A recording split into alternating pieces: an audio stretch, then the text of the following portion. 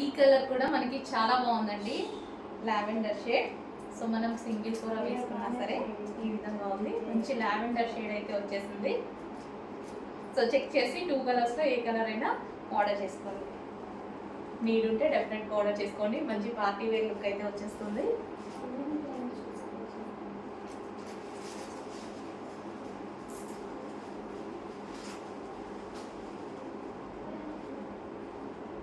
So మంచి colour combinations అండి. Colour combinations రెండు కూడా చాలా బాగున్నాయి. 2 కలర్స్ కూడా చాలా బాగున్నాయి.